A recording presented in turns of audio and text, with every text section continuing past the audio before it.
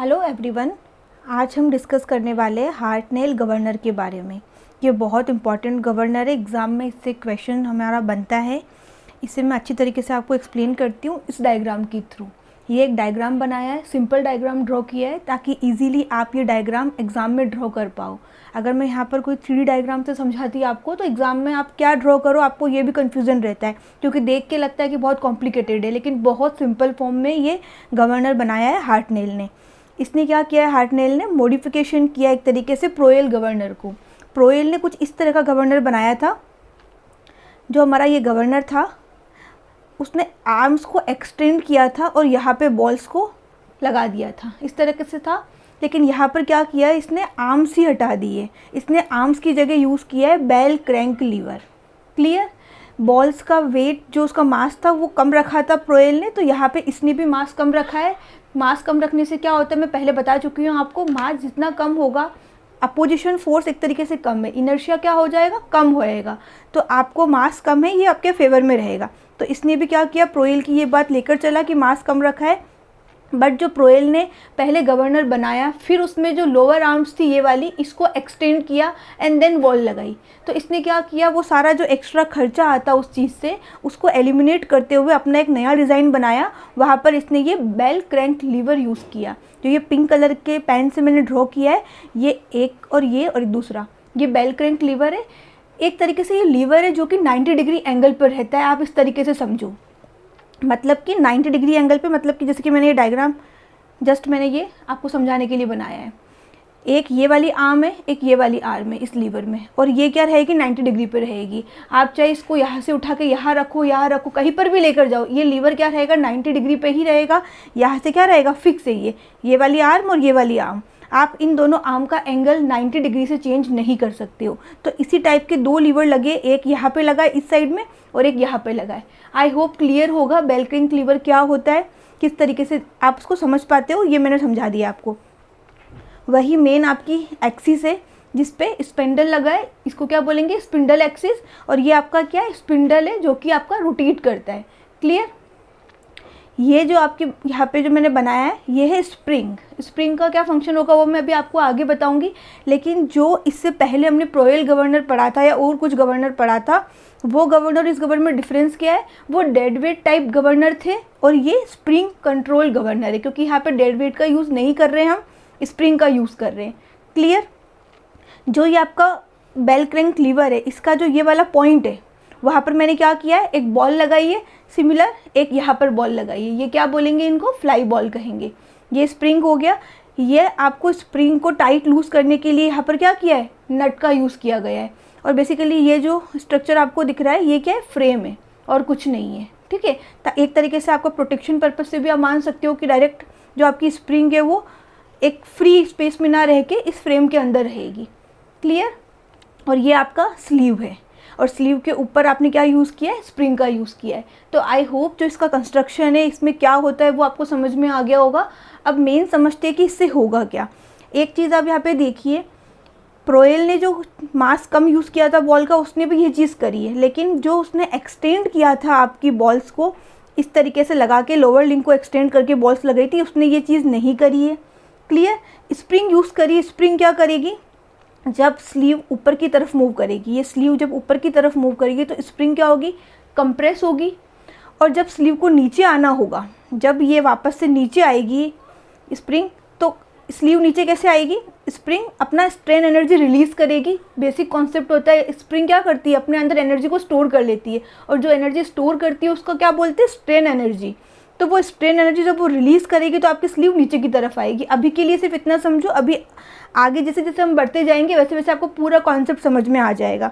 अगर ये वीडियो आप पूरा देखते हो तो मैं गारंटी देती हूँ आपको कि आपको ये हार्टनेल गवर्नर पूरा समझ में आ जाएगा बिना किसी डाउट के। और अगर ऐसा होता है तो प्लीज़ कमेंट सेक्शन में मुझे बताना कि हाँ हमें समझ में आया है। चलिए अब आगे बढ़ते हैं वापस से। अभी जो हमारे बेल क्रैंक लीवर की पोजीशन है वो क्या है, इस तरीके से। इसे हम बोलेंगे equilibrium condition. Exact perfect 90 and बिल्कुल स्ट्रेट रहेगी ये आर्म्स बाई एक्सिस के। ठीक है। तो इसको हम बोलेंगे इक्विलिब्रियम कंडीशन।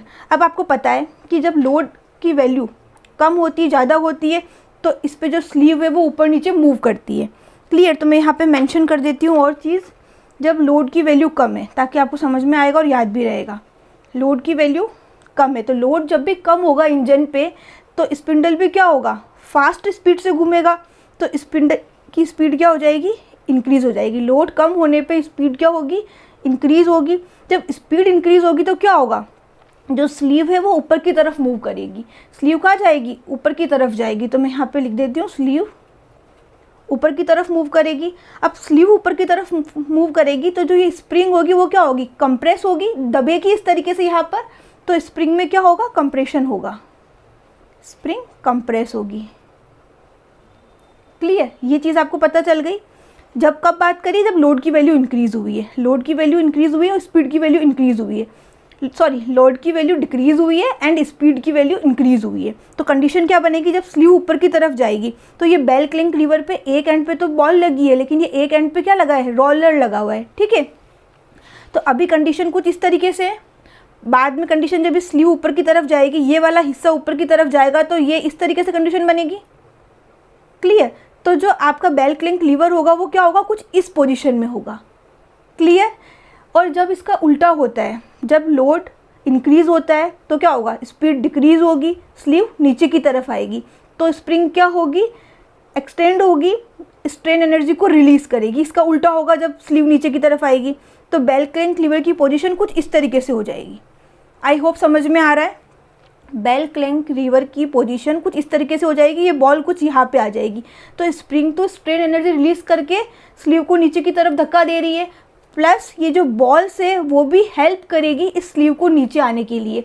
किस तरीके से, सबसे पहले ये देखो मैं बताती हूँ। अभी ये बॉल है, इस पर कोई ना कोई एक फोर्स एक्ट करता है जिसे हम कहते हैं सेंट्रीफ्यूगल फोर्स।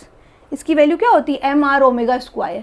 क्लियर, इसका कुछ ना कुछ वेट होगा, मैंने बोल दिया इसका वेट है स्मॉल mg, क्योंकि मैंने मान लिया है कि बॉल का जो मास है वो स्मॉल m है। क्लियर, अब जो यहाँ पर भी एक फोर्स एक्ट करेगा, नीचे की तरफ एक फोर्स एक्ट करेगा, उसको मैंने बोल दिया है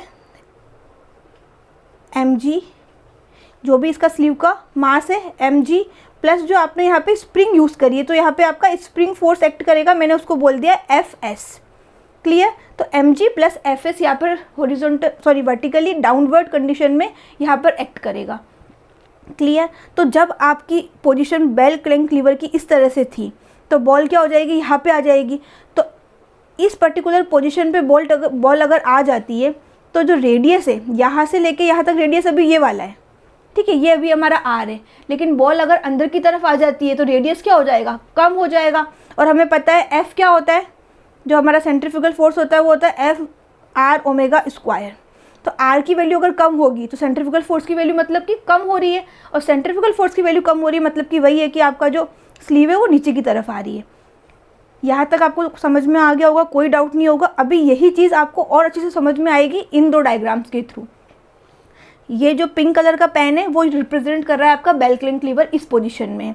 अब मैंने इस पूरे डायग्राम को हाफ पार्ट में कन्वर्ट कर लिया है और उसको इस तरीके से ड्रॉ किया है, क्योंकि जब भी हम कोई डेरिवेशन सॉल्व करते हैं तो हम क्या करते हैं, कोई भी एक साइड लेके चलते हैं और उसी को हम स्टडी करते हैं और हमारा डेरिवेशन सॉल्व हो जाता है। क्लियर, तो मैंने ये वाला साइड लिया है, इसमें जो ये बेल क्लैंक लीवर की पोजीशन थी वो मैंने यहाँ पर मान ली है, जो कि मैंने पिंक पेन से ड्रॉ की है।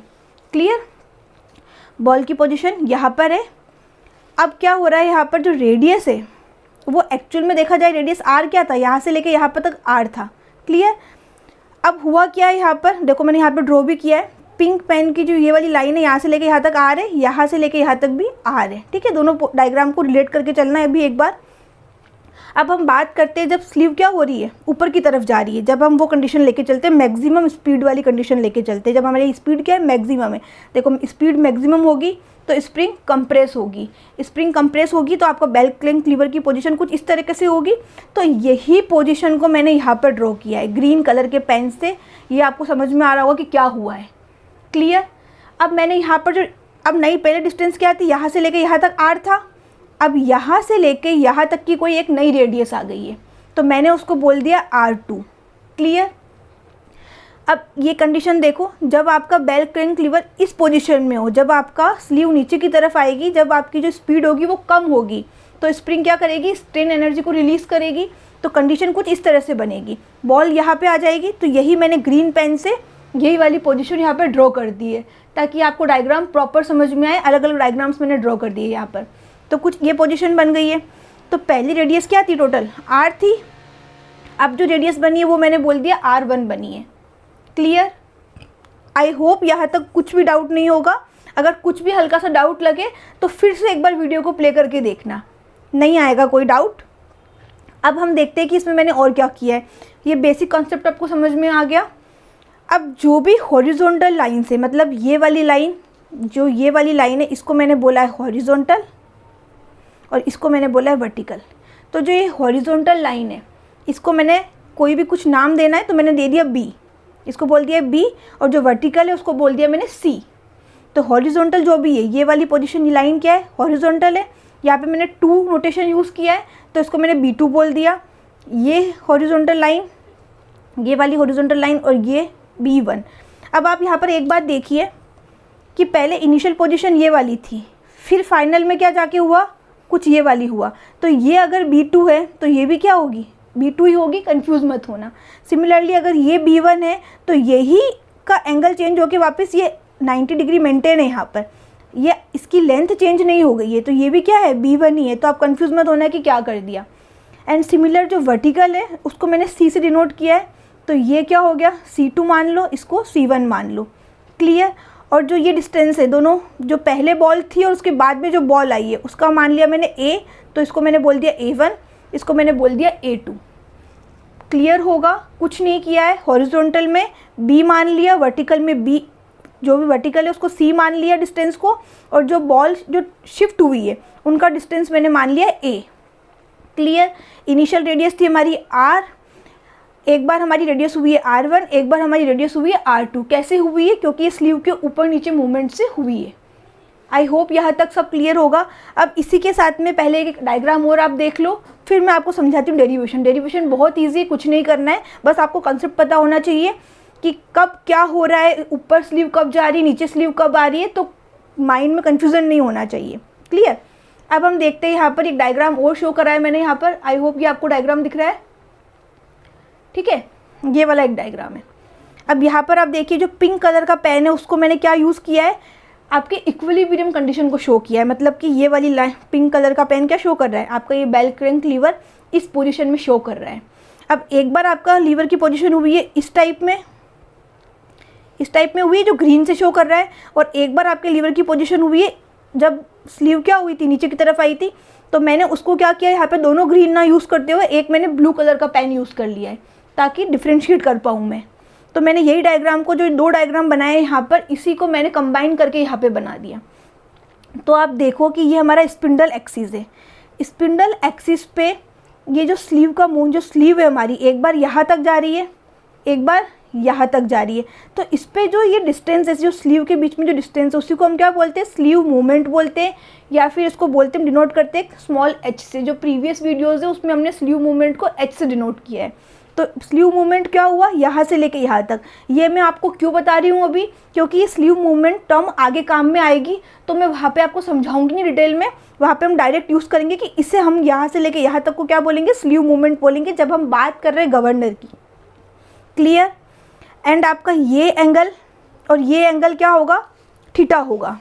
अब हम देखते हैं कि ये जो बॉल का शिफ्ट हुआ है, जब हमने स्लीव ऊपर गई है, स्लीव नीचे गई है, तो लीवर की पोजीशन क्या है यहाँ पर, इस तरह से। तो जो बॉल होगी वो भी क्या, लीवर के इस एंड पे लगी है, तो कहीं यहाँ पर आ गई है। तो अब जो फोर्सेस लगेंगे वो मैं यहाँ पे बता देती हूँ आपको किस तरीके से लगे। यहाँ पे क्या लगा था, इधर बॉल्स बाहर की तरफ जाएगी, जब स्पीड बढ़ेगी तो यहाँ पे कौन सा फोर्स एक्ट करेगा, सेंट्रीफ्यूगल फोर्स Fc। तो मैं यहाँ पे लिख देती हूँ F और 1 शो कर देती हूँ। ठीक है? एंड इसी तरीके से यहाँ पे क्या होगा, सेंट्रीफ्यूगल फोर्स एक्ट करेगा, जिसको मैंने बोल दिया है F2। क्लियर? अब यहाँ पर इसको बोलेंगे mg। ठीक है, mg। यहाँ पे भी क्या होगा, नीचे की तरफ एक्ट करेगा, mg। अब इस वाले एक्सिस पे, जो ये स्पिंडल एक्सिस है, हमने हाफ पोर्शन काउंट किया है। तो क्या हो जाएगा, mg plus F s, mg plus F S. अब यहाँ पर एफ एस क्या है, ये तो पूरा एफ एस है, हम जब हाफ लेके चल रहे हैं तो ये क्या हो जाएगा, हाफ में हो जाएगा, जो पूरा टर्म है ये वाला। और यहाँ पे मैं एफ एस 1 कर देती हूँ, एफ एस 2 कर देती हूँ, क्योंकि यहाँ पे सब कुछ क्या किया है, 1 किया है या फिर 2 मान लिया है, अपॉन 2, क्योंकि हम क्या कर रहे हैं यहाँ पर हाफ पार्ट को लेके चल रहे हैं, तो यहाँ पे जो इसका टोटल वेट होगा उससे क्या हो जाएगा, हाफ हो जाएगा। क्लियर, यहाँ तक कोई डाउट नहीं होगा, अगर हो तो मुझे पूछ लेना कमेंट सेक्शन के अंदर। अब हम क्या करेंगे, इसको सॉल्व करेंगे। मैंने इस पॉइंट को बोल दिया O1, इस पॉइंट को बोल दिया मैंने O2, ठीक है। अब इस पॉइंट के रेस्पेक्ट में हमें क्या करना है, मोमेंट निकालना है। क्लियर, इस पॉइंट के रेस्पेक्ट में हमें मोमेंट निकालना है। मैंने यही चीज़ यहाँ पे लिखी है। फर्स्ट हम इस वाले डायग्राम को लेके चलते हैं। ये डायग्राम किसके लिए, मिनिमम स्पीड के लिए, और ये डायग्राम मैक्सिमम स्पीड के लिए। जो भी मिनिमम डेटा है हमने उसको 1 से शो किया है, नोटेशन 1 यूज़ किया है, और जो मैक्सिमम है उसके लिए हमने 2 यूज़ किया है। आप चाहो तो कुछ भी यूज़ कर सकते हो, मैंने बताया कि मैंने क्या यूज़ किया है, तो आप यही लेके चलोगे तो आपको कोई कन्फ्यूज़न नहीं होगा। अब हमें मूवमेंट लेना है इस पॉइंट के रिस्पेक्ट में। क्लियर, तो अब इस पॉइंट के रेस्पेक्ट में लेंगे तो क्या कौन कौन से फोर्स है, एक तो F1 है, एक mg है, और एक ये वाला फोर्स है। अब F1 इस पॉइंट के रेस्पेक्ट में यहाँ पे लाने के लिए क्या होगा, F1 और परपेंडिकुलर डिस्टेंस कितनी होगी, यहाँ से लेके यहाँ तक, मतलब कि C1। मोमेंट क्या होता है, force multiply by perpendicular distance. तो फोर्स कितना है, F1, perpendicular distance is C1। ये डिस्टेंस कितनी है, C1 डिस्टेंस है। क्लियर, अब कौन सा मोमेंट बनता है, इस वाले फोर्स से देखो क्या होता है, ये इस डायरेक्शन में आएगा। अगर इसको आपने प्लस लिया है तो इसको आप माइनस लेके चलो, क्योंकि डायरेक्शन क्या है, चेंज है। तो मैंने इज इक्वल टू लगा दिया यहाँ पर, और मैं इस डायरेक्शन में लिखूंगी, इस साइड में लिखूंगी, ठीक है, क्योंकि नेगेटिव में आएगा ये। तो क्या बनेगा, mg, और डिस्टेंस क्या होगी, यहाँ से लेके यहाँ तक, यहाँ से लेके यहाँ तक की डिस्टेंस। इस डिस्टेंस को क्या बोलेंगे हम, परपेंडिकुलर डिस्टेंस। इस फोर्स के लिए ये डिस्टेंस क्या है, परपेंडिकुलर है, तो मतलब कि A1 आएगा, mg मल्टीप्लाई बाय A1। अब लास्ट एक ये वाला फोर्स बचा है, इसको मैंने लिख दिया mg प्लस Fs1/2। ये m कैपिटल है, ध्यान रखना, मिक्स मत करना स्मॉल और कैपिटल को एक साथ। डिस्टेंस कौन सी आएगी, इस फोर्स के लिए इस पॉइंट के रेस्पेक्ट में निकालना है, तो डिस्टेंस परपेंडिकुलर डिस्टेंस कौन सी, ये वाली, date is B1 multiply by B1 कर दिया। अब नेक्स्ट हमें क्या करना है, इस वाले के लिए सॉल्व करना है, सेम काम करना है, मोमेंट निकालना है पॉइंट O2 के रेस्पेक्ट में। तो फोर्स क्या है आपका, F2, ये फोर्स मैंने F2 लिखा है। इस पॉइंट के लिए परपेंडिकुलर, इस पॉइंट के रेस्पेक्ट में निकाल रहे हैं, परपेंडिकुलर डिस्टेंस क्या होगी आपकी, C2 लिख दिया है। अब क्या है, mg। अब देखो फोर्स जो F2 था, इसका मूवमेंट भी इस डायरेक्शन में आया है, और जो mg है वो भी क्या है, इस डायरेक्शन में लगेगा, तो सेम है। तो मैंने यहाँ पे प्लस लगाया है, mg डिस्टेंस कौन सी आ जाएगी, ये डिस्टेंस आ जाएगी परपेंडिकुलर डिस्टेंस इस पॉइंट O2 के लिए, तो A2 यहाँ पे लिखा है। क्लियर, अब एक और फोर्स बचा है mg प्लस Fs2/2। क्लियर, अब ये क्या लगेगा, डायरेक्शन इसकी अपोजिट है, तो इसको इक्वल की इधर लिख दो। डिस्टेंस कौन सी आएगी, परपेंडिकुलर B2, ये B2 लिख दिया है। तो मैंने इसको नाम दे दिया इक्वेशन 1, इक्वेशन 2। कुछ नहीं किया है, सिंपल O1 और O2 के रेस्पेक्ट में इन दोनों डायग्राम में क्या किया है, मूवमेंट निकाला है। अब इन दोनों इक्वेशन को मुझे सॉल्व करना है, ठीक है। अब एक चीज़ आप यहाँ पे देखिए कि ये तो हमने माना है, जो ग्रीन पेन शो कर रहा है वो क्या कर रहा है, जब आपकी स्लीव ऊपर और नीचे जा रही है तो जो आपका लीवर था, बेल क्लैंक लीवर, जो ये लीवर था, इसकी पोजीशन एक बार तो कुछ इस तरीके से हुई है, एक बार कुछ इस तरीके से हुई। मैं बार बार रिपीट इसलिए कर रही हूँ ताकि आपके दिमाग में ये बात चले जाए कि हुआ क्या है यहाँ पर, ताकि आपको कभी भी पूछ लिया जाए ना, आपको याद रहे कि हाँ ये कंडीशन बनी थी। लेकिन जब भी हम क्या करेंगे, डेरिवेशन या न्यूमेरिकल सॉल्व करते हैं, तो हम क्या करेंगे, इक्विलिब्रियम कंडीशन को लेकर चलते हैं। इक्विलिब्रियम कंडीशन मतलब कि लीवर इस तरह से, ना इधर है ना इधर है। क्लियर, तो उस कंडीशन में क्या होगा, A1 A2 कुछ होगा क्या, नहीं होगा, क्योंकि अगर लीवर की जो ये अपर वर्टिकल जो आर्म है, आर्म बोल दो इसको भी एक बार, तो ये अगर स्ट्रेट रहेगी तो ये A2 और A1 क्या होगा, एग्जिस्ट ही नहीं करेगा। तो मैंने क्या लिख दिया यहाँ पर, A1 is equal to A2 is equal to 0, मतलब दोनों की वैल्यू क्या है, 0 है। अब क्या बात करते हैं, C1 और C2 क्या होगा, जितना C1 है उतना ही C2 होगा। तो मैंने क्या बोल दिया कि C1 C2 को कोई एक अलग एक ही सेम नाम बोल दे देती हूँ मैं इसको, तो मैंने इसको बोल दिया C होगा। क्लियर, अब B1 B2 की बात कर लेते हैं, ये B1 और ये B2, इसको भी मैंने बोल दिया B, क्योंकि दोनों क्या रहेगा, सेम रहेगा। अगर आपका पोजीशन मैं बोल दूँ कि मैंने लीवर को फिक्स कर दिया, इसी तरीके से रहेगा, ना इधर जा रहा है ना इधर जा रहा है, वो केस लेके मैं चल रही हूँ, उसे बोला है मैंने इक्विलिब्रियम कंडीशन। उसको मैंने लिखा है यहाँ पर, जिसको मैंने नाम दे दिया इक्वेशन 3। अब मुझे इक्वेशन 1, इक्वेशन 2, इक्वेशन 3 इन तीनों को साथ में लेकर चलना है। देखो क्या होता है, इन तीनों को साथ में लेकर चलेंगे तो क्या होगा, इस इक्वेशन 3 की वैल्यूज़ को मुझे 1 और 2 में पुट कर देना है। अब C1 C2 क्या है, C है, A1 A2 एग्जिस्ट ही नहीं कर रहे, 0 हो गए, तो मैंने ये टर्म ही पूरी गायब कर दी इन दोनों इक्वेशन में, और B1 B2 की जगह क्या कर दिया, B कर दिया। अदरवाइज इक्वेशन वो की वही है, उसमें बस चेंज किया है थोड़ा बहुत। क्लियर, समझ में आ गया यहाँ तक आपको, कोई डाउट नहीं होगा। अब नेक्स्ट चलते हैं आगे कि अब क्या करना है हमें। तो जो इक्वेशन 4 और 5 तक हमने देख लिया है, नाम दे दिया मैंने 4 और 5 तक। अब आगे देखते हैं हम इसको, इसी को फर्दर सॉल्व करेंगे हम। 5 में से 4 को माइनस कर देंगे, ठीक है। इसको सॉल्व करने के लिए हम क्या करेंगे, 5 में से इक्वेशन 4 को हम माइनस कर देंगे। तो देखो इक्वेशन 5 में से इक्वेशन 4 को मैं माइनस करूँगी तो यही टर्म आएगी, C कॉमन ले लिया है और B कॉमन ले लिया है इस साइड पे, ठीक है। आपको स्क्रीन पर डिस्प्ले कर देती हूँ मैं इक्वेशन 5 और 4 ताकि आप रिलेट कर पाओ। अब देखो जब मैंने ये किया है तो मैं इसका ब्रैकेट ओपन कर रही हूँ, mg/2, ये m कैपिटल है ध्यान रखना, mg/2 plus fs2/2 minus mg/2 और माइनस है तो ब्रैकेट के अंदर क्या हो जाएगा, साइन चेंज हो जाएगा तो ये माइनस हो जाएगा। क्लियर, ये टर्म कट गई क्योंकि सिमिलर है, तो क्या बचा fs2/2 माइनस fs1/2 और मल्टीप्लाई में b चल ही रहा था, तो फाइनल एलसीएम ले लो तो ये चीज़ बन के आ रही है। क्लियर, अब मुझे क्या निकालने को पूछ लेता कभी कभी क्वेश्चन में, स्टिफनेस तो पूछता ही है लेकिन स्प्रिंग फोर्स भी निकालने को पूछ देता है। कोई ना कोई डेटा, बाकी सब डेटा गिवन होते हैं और कोई एक अननोन होता है। सपोज करो कि fs2 पूछ लिया तो ये फॉर्मूला क्या बन जाएगा, ये टर्म मैंने निकाल ली fs2 माइनस fs1 और इसको मैं इधर लेके आ गई हूँ, तो क्या हो जाएगा, ये 2 जो था वो यहाँ पे आ गया, c इधर, b नीचे आ गया और f2 माइनस f1। कुछ नहीं किया, डेटा टर्म जो डेटा है उसको इधर से उधर शिफ्ट किया है, तो मेरे पास में ये इक्वेशन आ गई है। मैंने इस इक्वेशन को बोल दिया इक्वेशन 6। यहाँ तक आया समझ में। अब आगे बढ़ना है, अभी ख़त्म नहीं हुआ है, थोड़ा पेशेंस रखो, अच्छे से देखते जाओ। जब वीडियो ख़त्म होगा तो आपको कोई डाउट नहीं होगा, सब कुछ क्लियर होगा, तो देखते चलो। अब हमें जो एग्ज़ाम में मोस्टली पूछा जाता है वो होता है स्प्रिंग स्टिफनेस बताओ, तो उसका कुछ फॉर्मूला होता है, कैसे निकालेंगे, डेटा तो हमें वहाँ पे गिवन होगा, जो अननोन होगा हम वहाँ पे निकाल लेंगे, लेकिन डेरिवेशन में क्या करें। तो डेरिवेशन के लिए देखो मैंने ये चीज़ यहाँ पे ड्रॉ करी है, पहले फॉर्मूला लिखा है स्प्रिंग स्टिफनेस।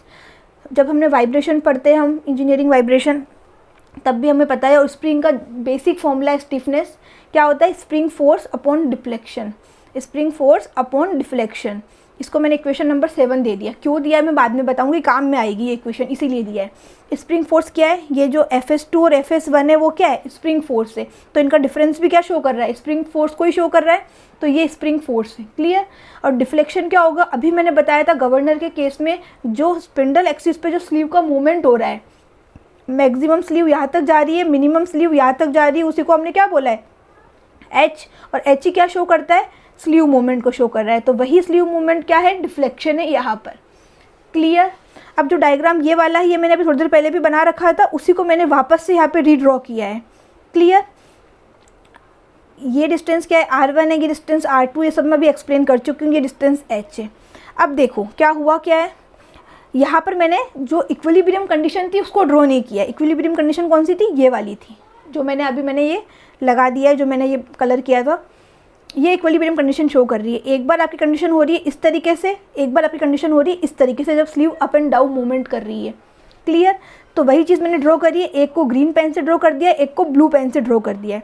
अब देखो ये वर्टिकल आर्म है और ये हॉरिजॉन्टल आर्म है, तो हॉरिजॉन्टल आर्म ये वाली है, ये वाली है और ये वाली है। क्लियर, वर्टिकल आर्म कौन कौन सी है, वर्टिकल आर्म को मैंने थोड़ा सा यहाँ पे डिस्टेंस वाइज थोड़ा सा लॉन्ग ड्रॉ किया है ताकि आपको देख के भी समझ में आ जाए यहाँ पर। तो वर्टिकल आर्म कौन सी है, एक तो ये वाली है, एक ये वाली है और एक ये वाली है। तो जो हॉरिजॉन्टल आर्म है उसकी डिस्टेंस कितनी है, बी बी बी, और वर्टिकल आर्म है उसकी डिस्टेंस कितनी है, सी सी सी। ठीक है, ये सब चीज़ें मैं पहले बता चुकी हूँ आपको, यहाँ पे सिर्फ आपको वापस से याद दिलाया है।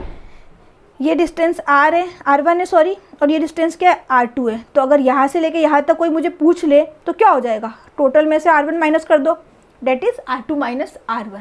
क्लियर, अब देखो ये आर्म यहाँ पर है, ये एक बार इधर गई और ये एक बार इधर गई, एक बार ग्रीन पेन, एक बार ब्लू पेन, तो इसके बीच में जो एंगल होगा सिमिलर इसकी लोअर आर्म के बीच में भी यही एंगल होगा, क्योंकि ये क्या इक्विलिब्रियम कंडीशन है, यही मूवमेंट कर रहा है ना, तो एंगल क्या होगा, ये वाला एंगल और ये वाला एंगल सेम होगा। आप सोच के देखो 1 सेकंड के लिए, आपको समझ में आ जाएगा। यही चीज़ यहाँ तक गई है और यही चीज़ यहाँ तक गई है। जितना इस वाली आर्म ने एंगल ट्रेवल किया है उतना ही इस वाली आर्म ने एंगल ट्रेवल किया है, क्योंकि ये दोनों आर्म्स क्या है, फिक्स है, कहीं पे अलग नहीं हो सकती है, मैं चाहे इसको कहीं पर भी लेके चले जाऊँ। क्लियर? तो ये एंगल क्या हो गया, थीटा हो गया, दोनों सिमिलर एंगल होगा। अब मैं ये सब आपको क्यों बता रही हूँ, क्योंकि ऑब्वियस सी बात है ये भी आगे काम आएगा, इसीलिए बता रही हूँ। तो स्लीव मूवमेंट क्या है, एच, तो मुझे ये चीज़ निकालनी है। ठीक है, ये एक एंगल बन रहा है, मान लो रेडियस कोई बी है, ये बी रेडियस क्या कर रही है, इस तरीके से रोटेट कर रहा है, तो बी सब कुछ क्या होगा, बी होगा, एंगल थीटा बन रहा है। तो यहाँ पर अगर मैं निकालूँ, फॉर्म लगाऊँ अगर ये फॉर्मूला कि एंगल क्या होगा, आर्क अपॉन रेडियस, तो आर्क क्या है, ये डिस्टेंस जो एच है वो आर्क है। अब आप बोलोगे ये आर्क कैसे हुआ, ये तो वर्टिकल है और आर्क तो कुछ इस तरीके से होता है। ठीक है, लेकिन अगर मैं कोई इनफाइनाइट सर्कल मानूं कि बहुत बड़ा सर्कल है, एक पृथ्वी है, अर्थ है, बहुत बड़ा गोल एक सर्कल है आपका, तो उसका अगर मैं एक छोटा सा, ये बहुत बड़ा मैंने मान लिया, ठीक है, कुछ इस तरीके से, इसका अगर मैं छोटा सा पोर्शन लेके चल रही हूँ और उसको मैं जूम आउट करूँ तो वो क्या एक स्ट्रेट लाइन की तरह शो करेगा। जब हमने आई सेंटर पढ़ा था तब भी मैंने आपको ये चीज़ बताई थी, हमने डिस्कस करी थी इसके बारे में। क्लियर? तो यहाँ पर क्या होगा, ये आर्क की तरह होगा, आर्क ही है ये। ठीक है, तो कंफ्यूज मत होना कि फॉर्मूला यहाँ पे क्यों लगा दिया। तो एंगल क्या होगा, आर्क अपॉन रेडियस, तो ये डिस्टेंस क्या आ जाएगी, theta multiply by radius b into theta. अब थीटा भी पता होना कि थीटा हमें पता ही नहीं है, तो थीटा देखो यहाँ पे, देखो ये सेम फॉर्मूला हम यहाँ पे लगा दें तो थीटा क्या निकल के आ जाएगा, ये डिस्टेंस। ठीक है, ये डिस्टेंस क्या है, R2 माइनस R1 और रेडियस क्या है, C। तो ये फॉर्मूला हमने यहाँ पे लगाया तो ये निकल के आ रहा है थीटा की वैल्यू। क्लियर? तो H क्या बन गया, B R2 minus R1 upon C, ये बन गया। H का फॉर्मूला मेरे पास निकल के आ गया है, ये भी आपको याद रखना है। इसको इक्वेशन दे दिया मैंने 8। अब ये सारी इक्वेशन एक साथ काम आने वाली है, 7 काम आने वाली है और 8 काम में आने वाली है। 8 से डेटा को उठाना है और 7 में जाके पुट कर देना है। तो K क्या हो जाएगा, देखना दिख रहा है, ठीक है। तो K क्या हो जाएगा, FS2 माइनस FS1 यहाँ पे था सेम ऐसा का ऐसे ही, और H की जगह मैंने क्या कर दिया है, जो ये आपका डिफ्लेक्शन था उसकी जगह मैंने ये B R2 minus R1 upon C रख दिया है। क्लियर? यहाँ तक कोई डाउट नहीं होगा। अब क्या करना है, इसी को मैंने सिंप्लीफाई कर दिया है, C को ऊपर ले गए, C बाई B हो गया और FS2 minus FS1 upon R2 minus R1 ऐसा का ऐसे ही रह गया। क्लियर? अब हम क्या करेंगे, इक्वेशन को 6 और इक्वेशन 9 को हम यूज़ करेंगे। इक्वेशन 6 और इक्वेशन 9 को हम यहाँ पर यूज़ करेंगे। इक्वेशन 9 और इक्वेशन 6 को हम यूज़ करेंगे, तो वैल्यू क्या हो जाएगी K की, C by B FS2 minus FS1, इसकी वैल्यू मेरे पास इक्वेशन 6 के अंदर है। तो ये डेटा मुझे उठा के यहाँ पे रख देना है, R2 माइनस R1 ऐसे का ऐसे। ठीक है, और कुछ नहीं किया, वैल्यू पुट करिए तो क्या निकल के आ रहा है, K की वैल्यू क्या हो जाएगी, सॉल्व करना है। C बाई बी तो C बाई बी का स्क्वायर हो गया, 2 का 2 ऐसे का ऐसे ही रहेगा। F2 minus F1 R2 minus R1, F2 minus F1 R2 minus R1, same data ऐसे का ऐसे ही रहा है। ये फॉर्मूला निकल के आया है, ये फॉर्मूला बहुत ज़्यादा इंपॉर्टेंट है, इस पर बहुत सारे क्वेश्चंस आपके फॉर्म हो सकते हैं। आने वाले वीडियो में हम डिस्कस करेंगे कि क्या क्या न्यूमेरिकल किस किस तरीके से फॉर्म हो सकते हैं, तो हम उसको कवर करेंगे। अगर इस पर्टिकुलर वीडियो में हार्टनेल गवर्नर के रिगार्डिंग अगर आपका कोई डाउट फिर भी बच गया है तो आप मुझे कमेंट सेक्शन में पूछ सकते हैं, और अगर आपको क्लियरली समझ में आया है तो प्लीज़ मुझे बताइएगा कि आपको ये वीडियो हेल्पफुल रहा है, और चैनल को सब्सक्राइब कीजिए एंड अपने फ्रेंड्स के साथ ज़रूर शेयर कीजिए। Thank you so